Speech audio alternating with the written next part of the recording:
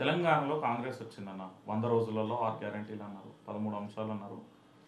దాంతోపాటు డీఎస్సీకి mega mega DSC mega mega DSC DSC 6 గ్యారంటీలు చట్టబద్ధత అన్నారు. అప్పుడే పూర్తి స్థాయిలో ఏం చేయలేకపోయారు. అంటే ముందస్తుగా వాళ్ళకు వ్యూహం ప్రకారం, ప్రణాళిక ప్రకారం లేకపోవడమా? లేకపోతే దానికి బడ్జెట్ లేదనా? లేకపోతే కేవలం అధికారంలోకి రావాలని హామీ ఇచ్చిల్లా? అన్న ఇప్పుడు ఆయన సీఎం పదవి అంటే ఒక బాధ్యత అని అనుకుంటలేడు. హ్మ్. సీఎం పదవి అంటే నాకు ముందో 4 కార్లు, వెనుకో 4 కార్లు, ఒక అంబులెన్స్, ఓ ఫైర్ ఇంజను, హ్మ్. నేను పోతా అంటే రోడ్లు ఖాళీగా ఉంటే అదొక హోదా అనుకుంటుండు. ఇప్పుడు నువ్వు అంటే అది అన్నయ్య శాశ్వతం కాదు కదా! అట్లా అనుకుంటుండే ఆయన. నేను శాశ్వతంగా ఎక్కినోడు అందరు కూడా నేను ఎవరినైనా పిచ్చోడిని చేయగలుగుతా అని అనుకుంటాడు. మేనేజ్ చేయగలుగుతా అని అనుకుంటాడు. వాస్తవం ఏంటంటే ఇప్పుడు నువ్వు అన్నీ జరగాలంటే మీరు చెప్పినవన్నీ జరగాలంటే ఫస్ట్ రెవెన్యూ మీటింగ్లో జరగాలి. డిపార్ట్మెంట్ వైజ్గా ప్లస్లు మైనస్ల పైన ఒక్కొక్క రోజు మార్నింగ్కి వెళ్ళి ఈవినింగ్ దాకా ఒక్కొక్క డిపార్ట్మెంట్ పైన హ్మ్. అన్నా నీకు ఈ 100 రోజులు రెవెన్యూ మీటింగే పోతాయి. హ్మ్. నువ్వు ఏం రెవెన్యూ మీటింగ్లు చేసినావు? ఉప్పల్ స్టేడియంలో క్రికెట్ చూసాను. గంతే.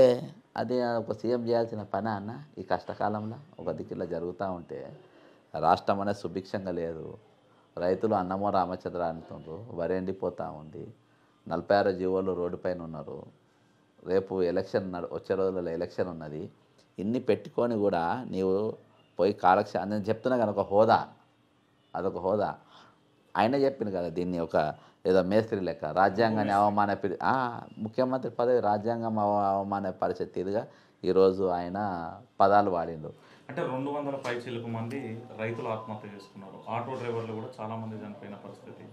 దాంతోపాటు కొంతమంది జర్నలిస్టుల మీద దాడి, నాలంటోళ్ళ మీద కూడా కేసులు ఫైల్ అయిపోయినాయి. దాదాపుగా సిసిఎస్ కూడా పోయి విచారణకు హాజరైన పరిస్థితి. నిజంగా ఇలాంటి పరిస్థితులు వస్తాయి అనుకొని పోరాటం చేసిల్లా?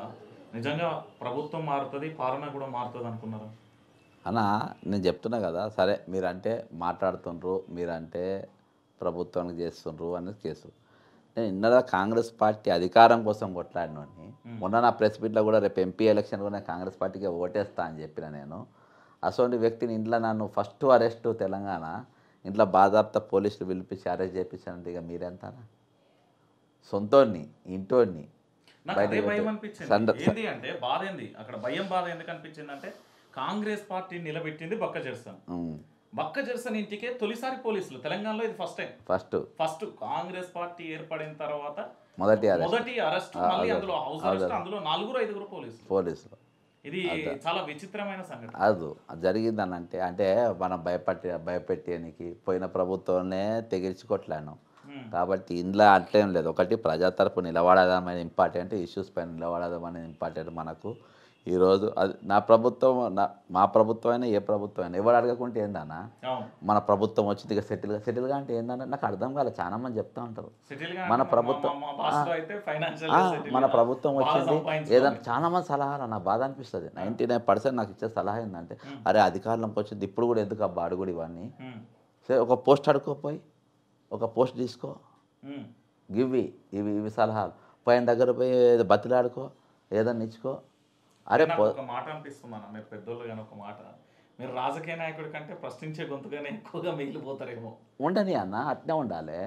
ఇప్పుడు లీడర్ అంటేనే అడగాలి, ఓకే ఇష్యూ సార్ట్అవుట్ కానీ మనం ప్రయత్నం చేయాలి. కానీ నువ్వు నాకు సెటిల్మెంట్ అంటే ఏందో నాకు అర్థం కాలే. నేనైతే ఏదైనా ఏ పోస్ట్ అయినా బాధ్యతగానే ఉంటా.